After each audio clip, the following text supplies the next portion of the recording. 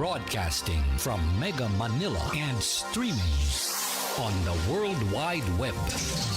We are Crusaders Broadcasting System, DWAD.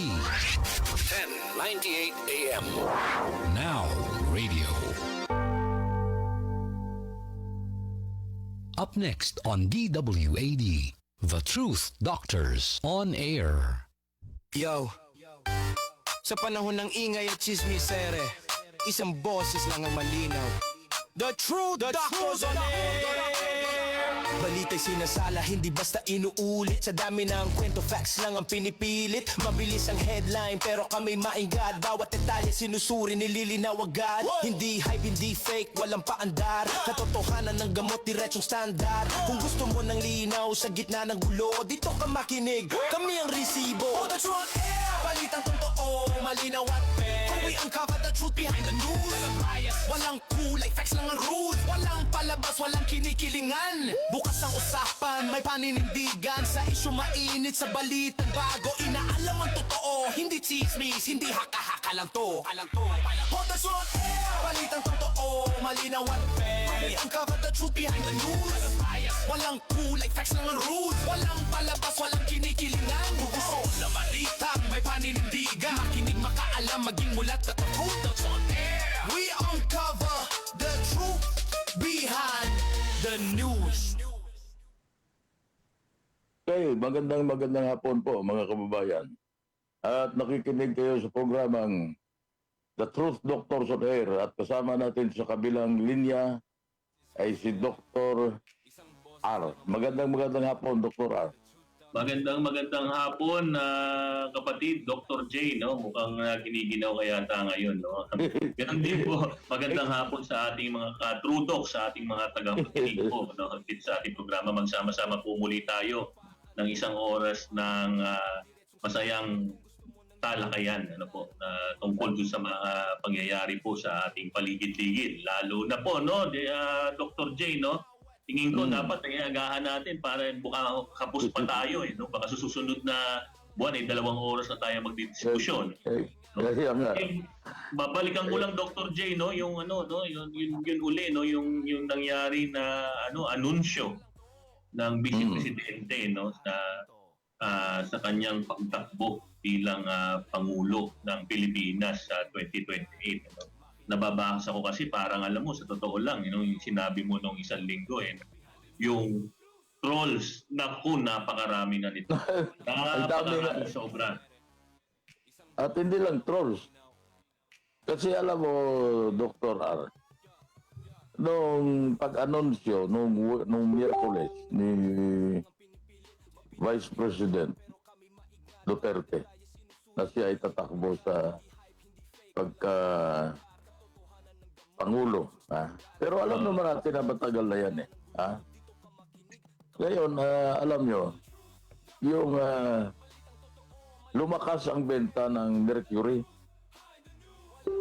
Alam mo kung ano ang nabibiling gamot? Losartan. Amlodipine. Ang karamihan ng bumibili, nakasuot ng pink, dilaw, at pula. Ay, isa pa daw na mabenta yung may phenomic acid. Yan na nga. Maraming sumakit ng ulo. Sa sobrang migraine ng mga ito, nagdo-double dose na ng phenomic acid. At the next day, doon sa heart center, marami nagpa-konsulta na kanilang mga puso. Maraming nasindak eh. Itong kasi Dr. J, no, yung medyo katatawan na naman, no. Tingin ko, 'di ba, Pebrero, araw ng mga puso. Aba, maraming uminom ng ano ba yung mga iniinom na yan, na mga Cialis ba yan, Viagra ba yan, ngayon biglang ang ininom na nila may phenomic acid, Losartan, Amlodipine. Yun na nga, Norbas sa mga class, no? Sa class Norbas. Maraming sumakit ang ulo, maraming nagkaroon ng cardiac arrest. Maraming maraming nagkaroon ng erectile dysfunction. Kasi naiba yung gamot saka Kasi hindi na-tension sila, hindi na gumana si Manoy. So, ayan, alam mo, ito si Kwan talaga, si Vice President Sara. Oh. Binigla naman yung mga kalaban. No? Hindi yung kanyang mga kakampi, kundi ang mga kalaban. Ano? Ano sa palagay mo mangyayari ngayon? Ha? yun na nga Ang dami-dami ng ang dami-daming trolls, ang dami-dami ring nagkokomento, hindi ko maintindihan. Bakit magalit na galit sila? Itong mga ugag na mga troll, ang tanong kaagad, ano daw ang achievement ni Vice President Sara? Kasi sa konstitusyon natin, maliwanag naman na siya ang papalit sa Pangulo kung sakali masabi diyan, disable ang Pangulo o mamatay o kung ano man mangyari sa Pangulo. Wala namang nakalagay doon na may trabaho siya. Talagang nag-aantay lang siya. Kahit sa konstitusyon. Alam mo sa isang banda, anong nagiging problema niyan? Ano ba tinitingnan nila? Credentials ng Vice Presidente o credentials ng bawat tatakbo bilang Pangulo? Hindi lang naman yun ng credentials ni Vice Presidente, isang notable na credential niya, naalala ko, kami po ay hindi kami maka-Vice Presidente, pero ito ay katotohanan lamang, Naalala ko, kung di ako nagkakamali, Dr. J, bago umalis ng pagka-mayor itong si Vice Presidente dun sa Davao City, dun sa kanilang baluarte. Alam ko, kung di ako nagkakamali, naging zero debt o debt free. Walang utang. Ang Davao City. O hindi ba isa 'yun sa nanaisin ng bawat Pilipinong boboto? Yung ganong mga credentials, hindi lang yung ang problema kasi ito kasi si Vice Presidente, kita naman natin, hindi naman ito maingay, katulad ng iba, na nagbigay lang ng isang balot ng pandesal sa bata sa kalye, ipinapa-PR niya na yun, pinapa-PR stunt na yun, kasi yun lang. Pero tama yung sinabi mo, unless na dysfunctional na yung presidente, bago nag-i-step ang Vice Presidente. Yan lang naman kahit saang bansa ka pumunta sa konstitusyon nila, yun lang ang trabaho ng presidente unless nabibigyan siya ng function ng gobyerno ng presidente niya. Ikaw, katulad na binigyan nila si naging Secretary of Education, Kaya lang umalis siya doon dahil nakita niya na mukhang may katiwalian na doon sa mga insertions. Parang ganun ata nangyari doon. Kaya siya hindi niya masikmura na ganyan ang nangyari sa kanyang departamento. Ninais niya na lang na mag-resign, At yun ang naging dahilan din kung bakit siya ngayon ay kinakasuhan nila na meron daw sa confidential fund. Pero yun namang kuha kasi nagkaroon naman sila ng opinion. Hindi ko lang alam kung anong termino niyan sa auditing, unqualified ata yan o anong qualified opinion na wala namang nangyaring katiwalian. So yun ngayon ang nagiging basihan nila ng kanilang mga tirada laban dito sa kay Vice President Sara Duterte. Tayo naman dito sa ating programa, tayo actually fair lang naman tayo Hindi naman tayo pwede magsinungaling Hindi naman tayo pwedeng sumalungat sa katotohanan Dahil yun naman ang totoo na nangyari na yung mga confidential funds na yan, hindi naman nila pwede ilabas ang mga pangalan kung sino ang mga nabigyan, nabigyan doon sa mga mga nagbigay ng informasyon sa kanila. Totoo. Hindi ko rin maintindihan kung anong katutak na nakakaapat na nakakalima na po ba si Dr. G, nakakalima na ba o apat lang na impeachment complaint ang naipile Apat so far, Apat so far ang kanilang kwan. Kotang-kota na yung mga yung mga nagpa-file na against sa BP Sara, Pero tunay yung sinasabi mo, yung yung opinion o yung labas na resulta ayon doon sa COA ay wala namang katiwalian. At alam mo, Dr. J, kung hindi ako nagkakamali, pag ikaw ay nabibigyan ng notice of disallowance sa COA, abay, binibigyan ka rin ng pagkakataon na ayusin ito. Oo. Hindi Kasi correct ito. maaari may kulang lang sa dokumento, no? At alam naman ng lahat yan na ang confidential fund, kasi it involves national security, hindi pwedeng basta-basta ilabas ang mga informasyon yan. Kahit na ang Pangulo na nagbansa natin na napakalaki ng kanilang confidential funds, hindi nila pwedeng ilabas ng opisina ni Pangulong Marcos kung sino-sino ang mga nabigyan dyan. Oo, tunay yan kasi parang nabanggit pa nga yan ni Spokes Anti-Claire Castro na yung regarding sa confidential funds ng Pangulo, no. Hindi basta-basta inilalabas o inilalathala ang paggamit ng confidential funds. Kaya nga siguro napakasimple, no. Kahit naman siguro yung mga anak at mga apo mo na mga bata pa, pag sinabi mo confidential, confidential nga. So hindi ko The name itself na confidential, hindi mo basta pwedeng ilabas lang yan kung kahit kanino. Kasi it involves national security nga. Oh, di ba? Bakit pipilitin mo ngayon na ilabas ng pangalawa ng Department of Education kung sino talaga ang binigyan nila, maliban yung sino ang tunay na pangalan ng Mary Grace Piatos. Kasi yan mga code name lang yan. Ang nakakaalam yan, may record sila doon sa ano.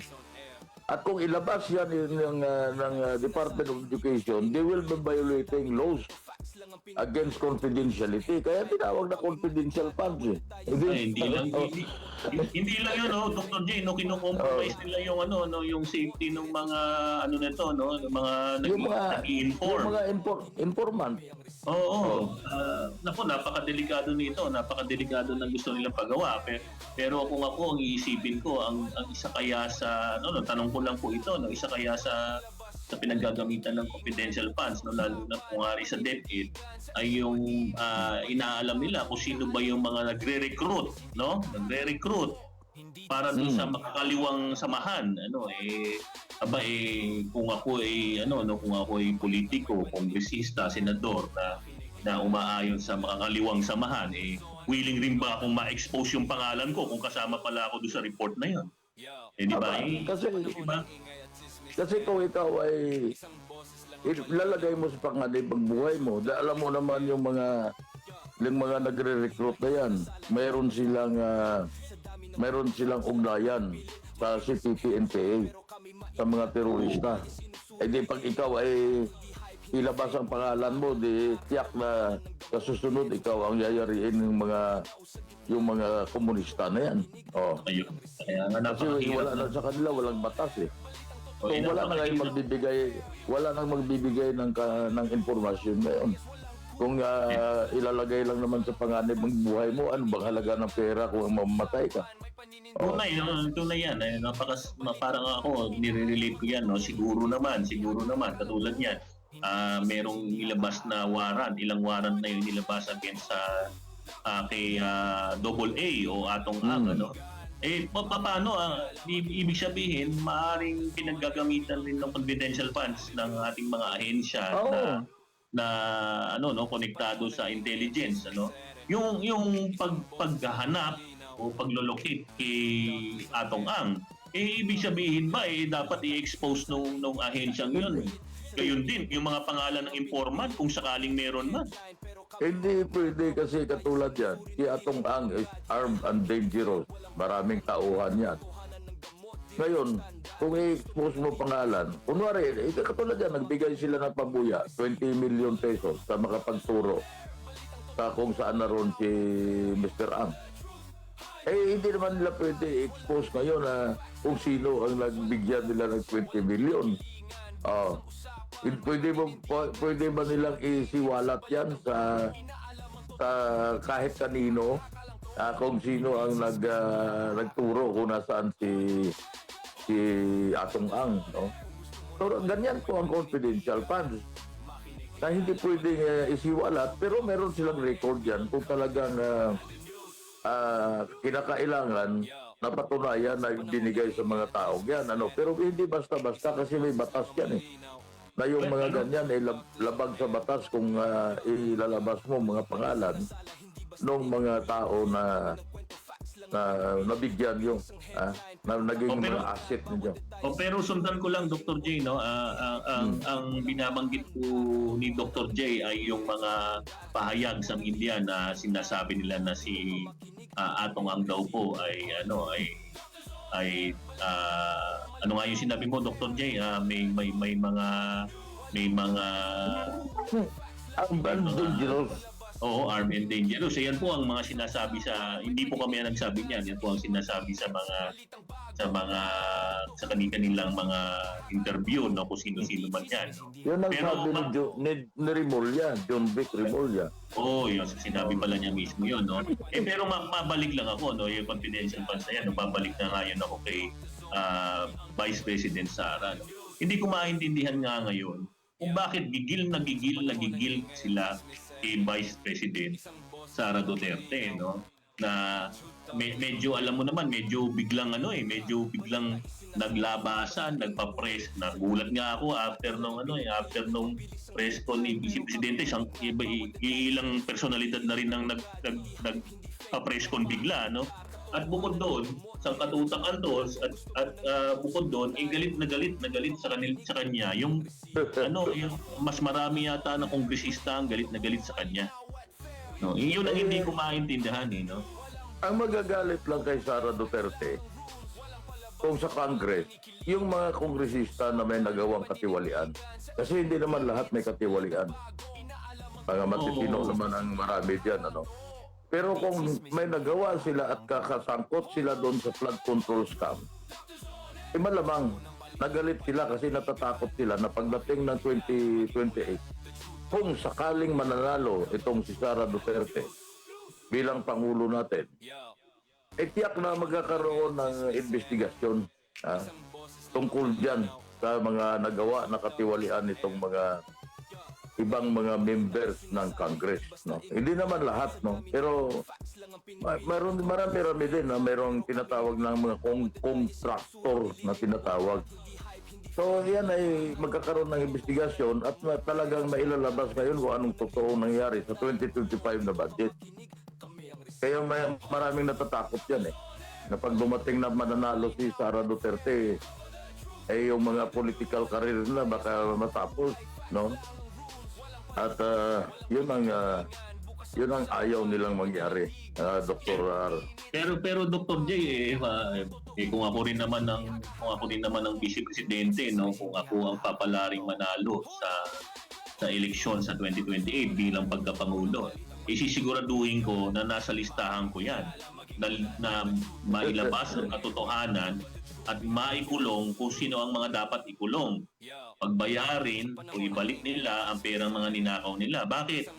Kawawa naman yung mga tagapakinig natin, no? Na nagbabayad ng tamang buwis. Tama. Alam nyo, hindi lang yan na yung sinasabi nila na kung yari wala namang hanap buhay yan, hindi naman nagbabayad ng buwis. Mali po kayo. Kung yan ay may motorsiklo, nagbabayad po yan ng buwis. Meron pong road tax na binabayaran. Pag nagpaparehistro po yata kayo ng sasakyan o ng motosiklo, di ba? Dr. J, no? Hindi lang yan. Yung si Nanang Perla na nagtitinda merong maliit na tindahan, nagpaparehistro yan sa munisipyo. Meron din buwis po yun.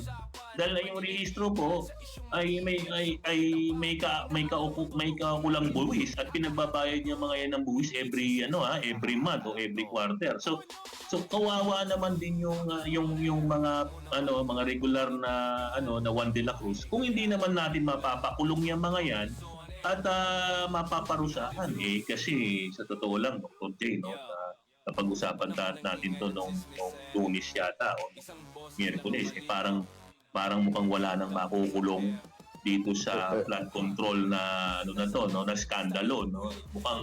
Mukhang nagtataki pa na lamang hindi ko maintindihan kung mayroon pa bang pag-asa. Maaring sa ngayon dito sa ating sa kasalukuyan dahil tinapos na nila yung investigasyon ng Blue Ribbon Committee, ay maaring walang mangyayari. At hindi natin alam kung yan ay bubuksan muli. Dahil sabi nga natin doon nung nakaraang araw na dapat buksan uli ang Blue Ribbon Committee ni Ping Lacson. Kasi nababanggit ang pangalan niya doon sa 7.122 billion na doon sa kay Adrian Umali, di ba? Yung parang ang naglabas niyan si Congressman Erice na nabanggit niya doon sa interview sa kanya sa press con na ang isa sa mga nabigyan nung 71.22 billion, kahit sabihin natin na hindi alam ni Senator Soto at Senator Ping Lacson kung saan nagaling yung pera, pero lalabas na isa sila sa nabigyan para gamitin nila sa campaign nila, no?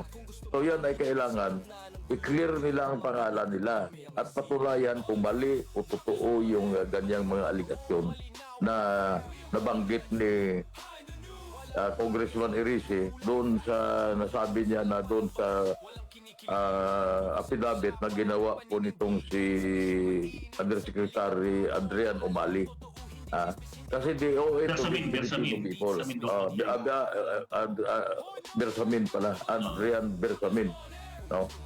So, yan ay utang na loob nila sa bansang Pilipinas na mabigyan ng linaw. Ano bang nangyari doon sa 7122 billion? Dahil hindi mawawala yan sa ating alaala ng mga Pilipino na malaking pera ng ating bayan na lustay, no? Na napunta lang sa mga politiko. So kailangan mabigyan ng linaw yan, sabihin na totoo o hindi. At kung may katotohanan, baka yan ay natatakot sila na pag lumabas ang katotohanan, maraming mga involved na malalaking pangalan. Dr. J, no, matanong ko lang, no, magmula nung nabanggit ang pangalan ni Senate President Tito Soto sa Senator Pampilo Lacson, meron na bang pagtanggi sa kanila na wala silang natanggap? Ay medyo wala akong update. Wala akong nabasa Wala akong nabasa na official na denial mula sa kanila. No? At wala akong nabasa na reaksyon mula sa kanila kasi mahirap mag-react, Dr. R. Kasi di ba, si mismong itong campaign manager nila, si Congressman Toby Tiangco, sinabi na mayroon daw. Maaring hindi rin alam ni Congressman Tiangco kung saan galing yung pera, pero sinabi niya na mayroong natanggap itong 11 senador, senatorial candidate ng alyansa. Si Toby Tiangco mismo sinabi niya. Hindi naman siguro nagsisinungaling yung si Toby Tiangco Dahil inamin niya kay Congressman Erice, ayaw naman sa kwento ni Congressman Erice na alam ni Congressman Tiangco. Pero wala kang narinig ngayon. Mula sa kila... Totoo nga yun, no, Dr. J, no, parang alam ko na una si, nagsalita si Congressman Egay Erice. Kinonfirma naman ito ni Congressman Toby Tiangco. Oo. Kasi maaaring katulad ni Congressman Tiangco, hindi na rin alam kung saan nanggaling, no? Yung fund. At hindi pa naman pumuputok nung panahon na yan yung itong mga katiwalian sa mga flood control ghost project at sa mga substandard project. Tumaring na sa isip ni Congressman Tiangco na siya ay nagaling sa mga nagdo-donate, ano? Marami namang nagdo-donate na mayayaman At ito namang tumanggap din na itong mga alyansa ng mga kandidato at kasama nga itong dalawa, si Senator Soto at saka Senator Lacson, maaaring hindi din nila alam, no, kung saan nanggaling. They don't question the source. Pero kasi may pananagutan din sila kung yan ay mapatunayan na galing yan sa flood control project na may scam. Kahit despite the fact that they do not know where the funds came from, mayroon pa rin pananagutan sa batas natin, ano? At yan may mga batas naman tayo na So katulad ng anti-fencing law na yan na tinatawag, maaring pasok yan doon. Ano? So kailangan talaga na para malinawan at malinis ang pangalan nila, kailangan buksan nila uli ang investigation. Ano, doktora? So muli sana po yung Blue Ribbon Committee sa pamumuno ni Senator Pampilo Lacson. Baka maaari Sir Senator, baka naman maaari ipatawag natin yung mga pangalan pa po sa katutak kong pangalan yung nabanggit doon po sa timeline ng investigasyon magmula pa po yung naunang investigasyon ni Senator Rodante Marcoleta hanggang po sa inyo. Baka pwede naman po inyong ipatawag, Sir, ang mga nababanggit na pangalan, lalong-lalo na po ito huling expose ng ating Congressman Leandro Leviste ayon kay Congressman Leviste isinare ni Congressman Leviste di umano ang isang mahabang conversation nasa USB daw ito tungkol sa ang naniname dito ay ang Pangulong BBM na so tingin ko po Senator Lacson para ho sa sa kaliwanagan at katahimikan rin po natin ng mga ng mga Pilipino mas maganda kung maliwanagan natin kung ang mga aligasyon po ba na ito ay totoo. O kaya ho sa namin na bubuksan yung uli ito. Tama, kasi hindi biro ito, 7 billion yan. Napakalaking halaga ng pera niyan. Kung mapunta yan sa edukasyon, mapunta sa health. Ilang ospital ang magagawa mo dyan? Makagawa siguro kadang 2 o 3 ospital. Kaya napakahalaga na malaman ng taong bayan kung ang mga aligasyon na yan ay hindi totoo o totoo. Kasi nag-uugnay sa lahat maraming sinasabi ang affidavit nagtataka naman tayo na maliwanag naman doon sa testimonya ni Undersecretary Bernardo na bakit hindi nila ipinatawag itong si Undersecretary Bersamin, si Adrian Bersamin at alamin kung yung sinasabi ni Undersecretary Bernardo ay totoo o hindi. Tunay. Tandaan niyo po habang patuloy itong yung agam-agam sa amin, ganyan din sa aming mga tagapakinig, ganyan din po sa milyon-milyong Pilipino, patuloy yung agam-agam na mukhang walang mararating itong investigasyon na ito dahil hindi nga po na ipapatawag ang mga taong nababanggit, tulad ng mga nabanggit nila Congressman Egay Erice at ni Congressman Tinio, dapat ho siguro karapatan ho namin, karapatan rin naman ninyo. At para ho nga, sabi nga ho ni Dr. De kanina, para ho malinis rin po yung inyong pangalan. Dahil ito ho ay, muli po sasabihin ko, naka-float ho ito above your head. Dahil kayo po ay nabanggit dito na nabigyan o naabutan magmula doon sa sinasabing 7.122 billion. Ayon dun sa papel na hawak ni Congressman Leviste. Bago tayo magpatuloy, mag-station break muna tayo. Broadcasting from Mega Manila and streaming on the World Wide Web. We are Crusaders Broadcasting System, DWAD. 1098 AM. Now Radio. Sa oras po, alas 12:30 ng hapon. At nakikinig kayo sa programang The Truth Doctors on Air. Dito lang po sa CBS DWAD. 1098 kHz sa inyong mga kalapitan at kasama natin po si Dr. R. Dr. mabalik lang tayo. Gusto ko kasing maintindihan mapag-usapan lang natin. Ikaw, mas matagal ka na expose sa dynamics ng politika dito sa bansa natin. Sa tingin mo ba, Dr. J, ano ang epekto ng pag-aanunsyo ni Vice Presidente ng maaga ng kanyang paglaban bilang pangulo ng bansang Pilipinas sa 2028. Hindi ko kasi marami kasing haka-haka, pero gusto ko sana ay mapag-usapan natin ito, ano. Sa tingin mo ba anong magiging epekto nito sa dynamics ng politika natin? Ganito yan eh. Ako hindi ako political analyst and I never pretend to be. Kasi katulad nga nung nag-anunsyo si VP Sara, natatakbo siya bilang Pangulo sa 2028. Ang dami pong naglabas ng mga political analyst, no? Iba-iba ang kanilang mga opinion, iba-iba ang kanilang mga sinasabi, no? Pero mga nagsasabi na it's too early for her to declare her candidacy, it's too soon, no? Meron pa nga yung mga bakit usually 3 buwan lang naman bago mag-election nagde-declare ang tao, no? Meron namang nagpa-file huli na, ha? Hindi pa nagpa-file ng maaga, kuminsan last minute nagpa-file, ano?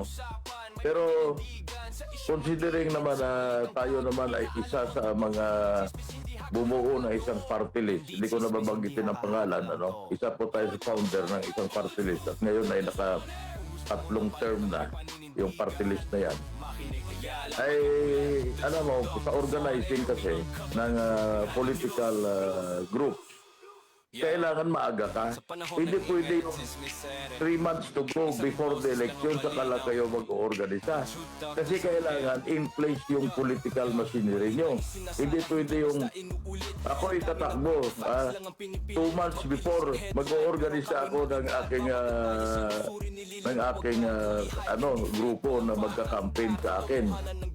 Sa mga ganyan na katulad sa party list, kailangan maaga din ang inyong pag-organisa sa inyong mga posibleng pagkukunan ng boto. At lalong-lalo na yung sa pagiging presidente. Kailangan naka-establish na yung inyong political machinery. Yung mga tinatawag na mga, kunwari, ganito po, Dr. R, may partido. No? Hindi ko alam kung anong magdadalang partido sa kay Vice President Sara. Hindi ko alam kung PDP laban yan. Kung sakaling PDP laban yan, mayroong mga ibang political party na tataya sa kanya. At nung isang araw nga, di ba yung bagong henerasyon nagpa-iwatig na susuportahan nila. Marami pang lalabas yan. At ngayon marami ding mga organization na mga tinatawag na parallel group. Parallel doon sa main party, pero may mga grupong kikilos dyan na mangangampanya din para kay Vice President Duterte. O kung sino man ang kandidato na nag-uumpisa ng mas 2 years and you have to go, talagang kailan maghanda. Hindi pwede yung last minute ka lang magbubuo ng yung machinery, no? Ang tawag din, political machinery. Maaring pati ang isang concern dyan, Dr. R, yung alam mo yung pagbibigay ng donasyon, pagbibigay sa pundo, meron dyan mga pag nakita na liyamado ito, ito ngayon ang susuportahan nila. O katulad nga ng kay Fernando Po, naalala ko tuloy yung kay Fernando Po noong 2024. Last 30 days of the campaign, wala na silang pera. Naubos na yung pangkat ni Fernando Po. Kasi lumabas sa mga huling survey na parang pantay sila o lumalamang na at that time si Gloria Macapagal Arroyo sa mga survey. So naubusan sila ng pera. Pag naubusan ng pera ang isang political machinery, ay nako, napakahirap yan. Wala kang pambayad sa mga watchers mo. Tulos. So ganyan ang dynamics ng politika. Ito hindi ako political analyst, pero sa karanasan natin, ganyan ang dynamics yan eh. Alam mo, Dr. Jay, no? I share your I share your opinion, no? Ito ay hindi analysis, no? Katulad na rin na sinabi mo. Ako ang opinion ko, parehas din nung sinabi mo, yung mga elitistang politiko, yung mga gobernador, mayor, yung mga donors na yan, sigurado ngayon pa lamang alam na nila kung sino yung susuportahan nila. Kasi tama yung sinabi mo, kung sino una siya siga. Totoo yan. Diba? Totoo, parang ano yan parang sa produkto lang yan. Siyempre, kung nauna kang gumawa ng isang, ano ba yan? Katulad nung, naalala ko yung isang inumin na ako rin naman, hilig na hilig dyan na yung sagu. Lumabas yung sagu, alam mo, maniwala sa hindi, no? Pagkahaba-haba ng mga pila para makabili ka lang ng Ng sago. ng sago na ito, no? Pero hanggang ngayon, no, tinatangkilik pa rin ito, no?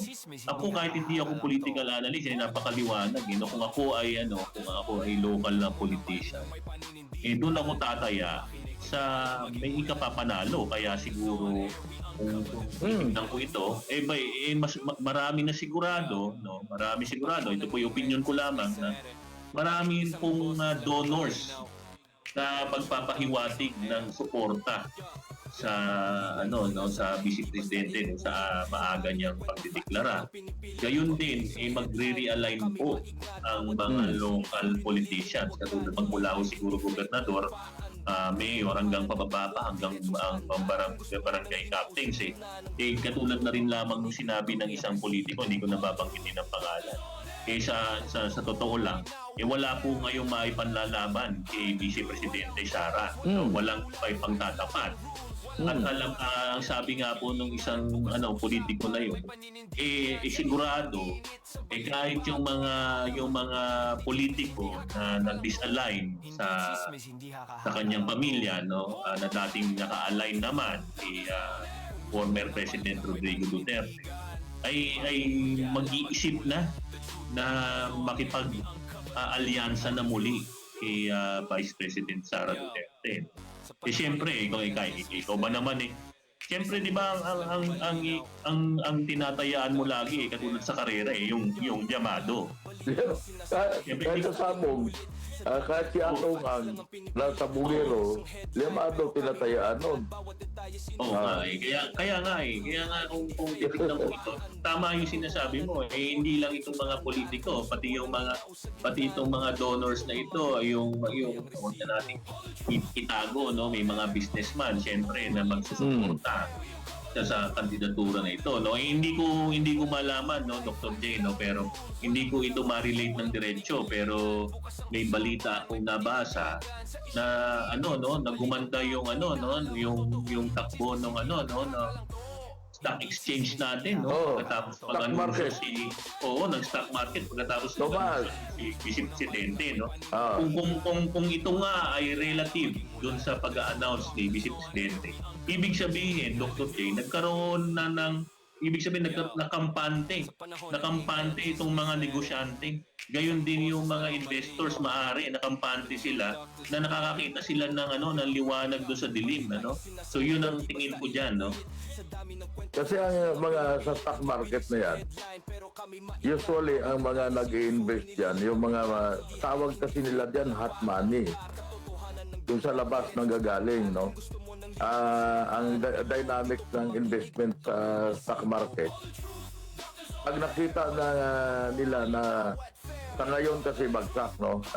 Nung nakaraan bagsak ang mga prices ng mga kahit ng mga blue chip, yung mga malalaking kumpanya, no? So nakikita nila na nagdeklara si Vice President Duterte sa 2020 tatakbo siya. So nakikita nila ngayon na mag-invest sila ngayon na mababa ang halaga ng mga stocks. Dahil alam nila na pagka nanalo si Sara Duterte, alam mo, trabaho ng mga investment bankers yan Yung pag nanalo si Sara Duterte, pag gumanda ekonomiya, of course may corresponding na pagtaas din ng mga negosyo ng mga naturang kumpanya. So ang result niya na tataas din ang value ng stock. Kasi usually itong mga itong mga ganyan na mga sa stock market, nakasalala yan sa isa sa political stability, economic and political stability, no? Walang mag-i-invest sa kung nakikita nila na yan ay tagilid. Na pag bumili sila, baka mas lalong bumagsak ang presyo ng stock, ang presyo ng shares na yan. Maiba lang tayo, Dr. Jay, no? Maiba tayo, no? Kasi, yan,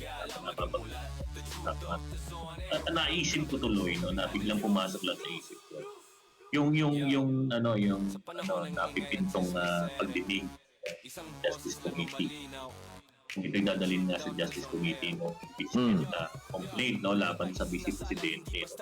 Ang naiisip ko lang, no, na hindi ko lubos maisip kung ano pwedeng ending eh. Kung yari ba itong mga congressman na ito, no, ipasa nila sa plenaryo ng Kongreso na ito ay sufficient in substance and form itong laban kay Sara. So ito ipapasa nila sa Senado, no? Ang naiisip ko lang, paano ay mga congressman na susuporta sa impeachment complaint ni Vice Presidente Sara Duterte? Paano ho kaya kung hindi ma-impeach si Sara Duterte? No? Ano ho ang gagawin niyo ngayon? Ay, ganito yan eh. Kasi yan, may mga nag-iisip yan ng mga congressman sa ngayon, lalo na yung mga re-electionist o yung posible na papalitan sila ng kanilang mga kaanak, no? Asawa, anak o ano man. Basta kaanak nila. Nag-iisip yan sa ngayon. Kasi sa kanila, kung re-electionist ka, at ang kalaban mo, pagdating na ikaw ay, kunwari, pumirma ka doon sa ni Sara Duterte sa impeachment, no? At yan ay nadala sa Senado, naglitis.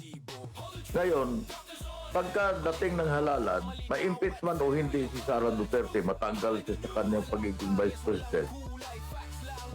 Dahil sa lakas ng kanyang popularity, may maaaring pagkadating sa mga campaign at sinamahan ka ni Sara Duterte, dumating sa distrito niyo at tinaas ang kamay mo, mas malamang na baka, ito hindi ko naman 100% pero malamang na manalo ka. Yung kalaban mo ngayon, tinaas ang kamay, no? O ito, ang kalaban natin, yung pumirma ng impeachment ni Sara Duterte. Di tagilid ka ngayon, o i-convent ka, mayroong pag-asa kasi hindi naman ganun kalaki ng mga lamang sa buto. Kung ito lang example, ano? Example lang.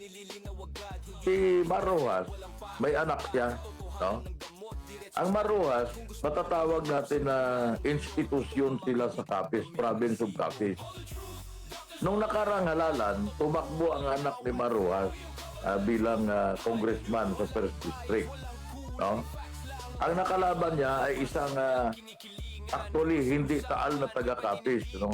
Masasabi ko, pero doon lang nanirahan, kaya na-qualify siya na pwede siyang tumakbo na congressman. Nangampan niya pa kasama si Marujas sa kanyang anak, ang kasama, of course, anak niya. Alam mo bang talo? For the first time in history, natalo ang kandidato ng mga ng Rojas sa Capiz. Natalo si yung anak ni Marujas as congressman.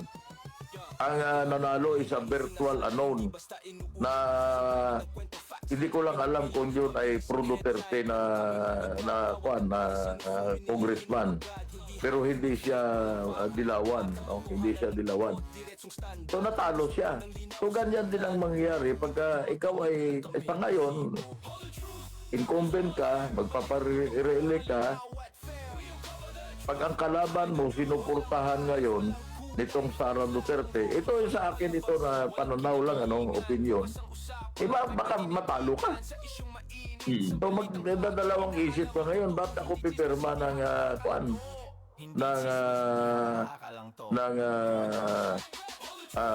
impeachment ni Sara Duterte? Paano ngayon kung hindi siya ma-impeach sa Senado? At naging Ayun na nga. presidente siya sa 2028. Ay, Oo. masakit sa bangsyon, no, Dr. J, no, basta ako ang congressman, ako naman, kung sa totoo lang, kung ako, ang buong pamilya ko wawalo lang ang boto ko, paano na lamang yung mga constituents mo na hindi naniniwala na dapat ma-impeach pala ang vice presidente? Sigurado ako na maalala ng mga constituents mo na ikaw ay bumoto para ma-impeach si Vice Presidente Sara Duterte. At hindi na-impeach si Sara Duterte. So, I'm sorry to say, no, pero napakasimple niyan, and I'm sure no, kung hindi dadayain ng eleksyon, sigurado wala nang boboto sa iyo. Kaya nga, kung hindi ma-impeach sa Senado, kunwari, no, hypothetical lang, dahil hindi naman natin alam kung ano mangyayari sa Senado, no, hindi naman tayo manghuhula. Ano ngayon kung hindi ma-impeach si Sara? At nakatakbo siya sa 2028 at siya ay naging Pangulo. Paano ka ngayon? At kung ikaw pa ay isa sa mga listahan ng may mga katiwalian na nagawa, ano ngayon gagawin mo? May tumatawang pala ka, Dr. J, naririnig ko pero totoo yung sinasabi mo, kaya napakalaking epekto ng pag-aanunsyo ni Vice Presidente, no. Gayon din, no, nakikita naman natin na kung sa survey, no, kahit naman ilang politiko na nagsabi kung ngayon mangyayari ang eleksyon, kahit sino pa ang ilaban mo kay Vice Presidente Sara Duterte, landslide ito, no. Sino rin naman ang magsasabi, Dr. J, na ito ay hindi niya ma-maintain o mapapalaki ang numero ng mga magsusuporta sa kanya, no, na nakikita naman natin na na patuloy na ang pag-atake ng sa Vice Presidente, pagsasampa ng mga kaso na hindi naman po natin na lubos na maintindihan kung ano ba ang relasyon nito, mayroon ba itong kahalagahan o mayroon ba talaga itong ito ba ay totoo? Kasi kung ang sinasabi nga ng kampo ng Vice Presidente, ito ay demolition job lang pala. So, tulad yan. Kung ikaw naman senador, re-electionist ka, at hindi na-impeach din si Sara. Kung re-electionist ka, ang gusto mo makasama ngayon sa winning ticket ni Sara Duterte, mag-apply ka ngayon. Kasi ako, nakikita ko na pag hindi na-impeach si Sara Duterte at nakatakbo yan sa halalan sa 2028, maraming gustong sumama dyan ng mga senatorial candidates na gusto nila, kasi alam nyo yung Duterte magic ngayon, baka sakali, hindi ko sinasabi na 100% mananalo sila, pero liyamado na sila dahil maraming mga organization and even religious group that will vote doon sa mga kakampi ni Vice President Sara Duterte. Lalo na yung isang malaking religious group na minamaliit itong mga ng mga ibang mga politiko. So yan ay mangyayari yan. Kaya lang yung nakasalalay lahat kung ma-impeach o hindi si Sara Duterte. Nabanggit mo yan, no? Minamaliit nga nila, naalala mo yan, na minamaliit nga nila itong religious group na ito. Tignan na lang natin, no? Kung dating ng eleksyon sa 2028, no? Kung sila man ay malalagay man sa pinakadulo ng listahan ay kukonsidera ng religious group nito. Tandaan po natin mahirap man isipin, pero hindi na nahihiwalay ang reliyon sa politika sa bansang Pilipinas, no. Lagi na itong kaangkop, no, dahil ang tinitingnan nga supposedly ng religious group na ito, no, Dr. J, hindi ako nagkakamali, yung makakabuti para sa mas maraming Pilipino, no? Sa atin naman ng mga nasa Roman Catholic na religion, wala naman tayong Catholic vote.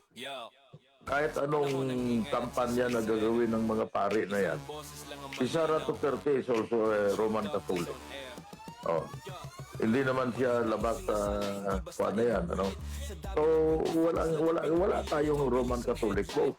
Na kahit yung mga pare na yan ay against sa mga Duterte, no? Ay wala naman, hiwalay naman eh. At kahit nga ito, basahin ko sandali, ano? Kahit itong itong si Bam Aquino, nagbago din ang tono, ha? Alam mo ba yung sinabi ni Bam Aquino? Yung tungkol ba yan doon sa paghihiring na dapat ay nangyayari dito? Yung sinabi niya ng February 17, sabi niya, we have to face the fact that there were extrajudicial killings in our country. The trial for that should ideally be here in the Philippines because the victims are also here in the Philippines. Itong komentaryo niya doon sa pagpadala sa Hague ni Pangulong Duterte na doon siya kinasuhan. Kasi sa kanya dapat dito sa Pilipinas. Pero alam mo, kinuyog si Bam Aquino ng mga kalaban ni Pangulong Duterte. Lalo na itong si Trillanes, ang reaksyon. Parang hindi yata mga kakampi niya, ang iba yata ay mga kakampi pa niya. Itong sila Trillanes, ang sabi, papugi sa DDS. Si Bam Aquino daw. Tapos itong si Mari Gutierrez na spokesman ni Leni Robredo, nag-audition siya para maging Vice President ni Sara Duterte. Okay? Sabi naman ni Chilo Magno, wishful thinking. Sabi naman ng isang parang mima lang yan, lawyer sinisope should be ashamed. Ito naman si Ronald Llamas na sinasabi ni Guanton na pangit. Pangit na ito si Ronald. Dapat alam mo kung bakit unnecessary ang statement. Teka lang, namang, Dr. J. Si Ronald ba? Llamas, ha? Meron namang itsura si Mr. Llamas. May itsura nga, pangit.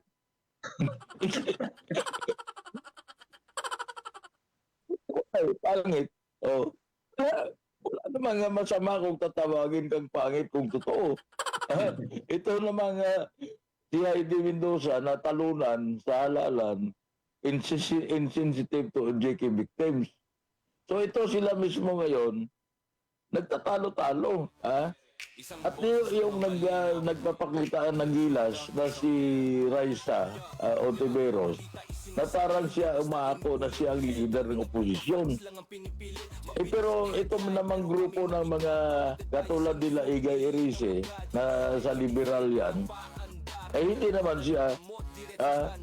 siya kinikilala na siya ang leader ng oposisyon. Ay bakit tinatawag na ito tanong ngayon na Dr. R? Nagtataka ako bakit tinatawag na sarili na oposisyon. Hindi ko maintindihan. Alam ko, Dr. J, kung sino ang nakapwestong presidente o mayorya, yun ikaw ay oposisyon laban doon sa mayorya. Si Vice President Sara, sa Senado nga, di ba sila majority? Di ba? Ito ba ay kaisipan ng mga nag-iisip na matatalo sila sa halalan sa 2028? Kasi kinukonsider nila sarili nila na oposisyon eh. Oposisyon si kanino? Hindi naman si President Sara. Si Sara ngayon Duterte ay hindi naman si administrasyon. Yun nga. She is the Vice President, pero naghiwalay siya sa administrasyon ngayon. So hindi mo man naman siya masasabi na siya nagpapatakbo ng gobyerno. Pero yung sinabi ni sabi ni Congressman Erice, natatakot. Hindi ako nagkakamali, sabi niya natatakot sila. Hindi ko alam kung sino yung natatakot. Doon sa pagtakbo ni Vice Presidente. Itong natatawa nga ako dito sa mga pronouncements dito na talagang ngayon pa lang, iniisip nila na mananalo na si Sara Duterte. Ito, nagko-komento lang tayo, pare, kasi natatawa ako dito sa mga ito na gano'n na lang ang takot nila kay Sara Duterte. Katulad din itong si Llamas, no? Natakot na o ano mga sinasabi. Lalo na yung si Gadon, na dalawa lang daw ang ngayon ang grupo, yung Pro Marcos, BBM at saka Aquino. Teka lang. Ito ba yung abogado? Gadon?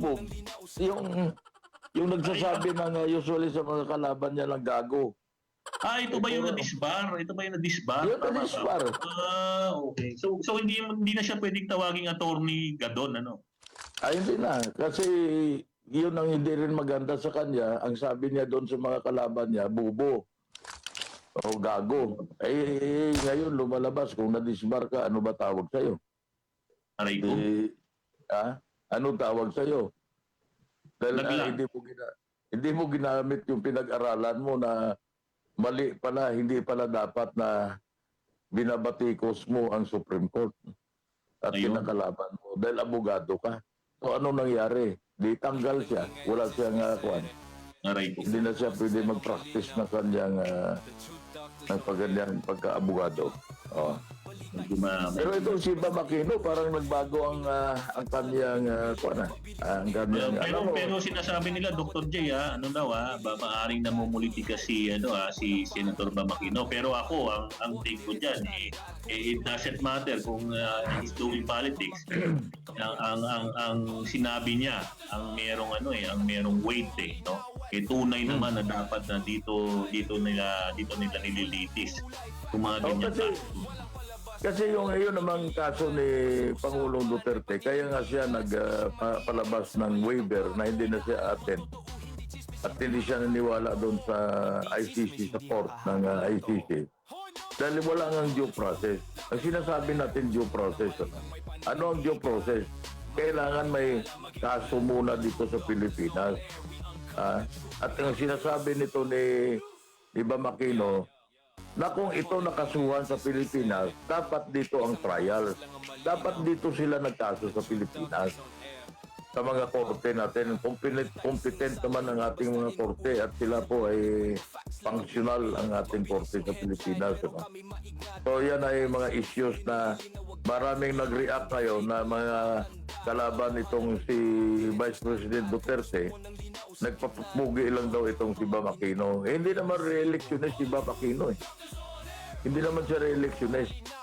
At I don't think he has the desire to run against Sara Duterte, considering na alam niya na ay wala siyang kapanalo, considering na kung gaano ang rating ni Sara Duterte sa ngayon. No, yun, tama. Mukhang wala naman siya intention to run against or to run as Vice President for as Vice President under Sara Duterte running for presidency in 2028. Yun nga, Dr. J, sa Lunes marami pa tayo mapapag-usapan tungkol yan sa kaso na yan dahil sa Lunes yata yung paglilitis kay dating Pangulong Duterte na mag-uumpisa na yan yata sa Lunes. At saka yung marami tayong pag-usapan, lalo na itong mga marami pang reaksyon na lalabas, maraming komentaryo. At saka natin na tatalakayin yung isang nag-graduate sa high school na kongresista ngayon dun sa Surigao. Ayaw ba yung nagmumura? Yung nagmumura. High school graduate lang pala yun, hindi nakapagtapos ng pag-aaral. So, baka wala lang, baka hindi ko lang nakita na siya pala ay graduate ng college. Kung wala kang pinag-aralan, ay magmumura ka nga. Minura niya si Vice President Sara Duterte ng PI. Itong si Congressman Bernadette Barbers, high school graduate lang pala ito eh. Wala akong makita kaya minura niya? Educational attainment sa Facebook, andyan, na maliwanag sa Facebook. At wala na tayong oras, Dr. D, magpapaalam na tayo. Maraming salamat po sa aming mga katrudok, sa aming mga tagapakinig sa aming programa dito sa aming paboritong stasyon, CBS DWAD 1098 po sa inyong mga radyo. Magkita-kita po muli tayo sa Lunes, ganap na alas 2 hanggang alas 3 ng hapon. Maraming salamat po. At ito ang inyong lingkod, Jake Ortiz, sa programang The Truth Doctors on Air. Dito lang po sa CBSDWAD. 1098 kHz sa inyong mga talapitan. Magandang hapon at maraming salamat po sa inyong pakikinig. Facts lang ang rules, walang palabas, walang kinikilingan. Bukas ang usapan, may paninindigan sa isyong mainit, sa balitang bago. Inaalam ang totoo, hindi chismis.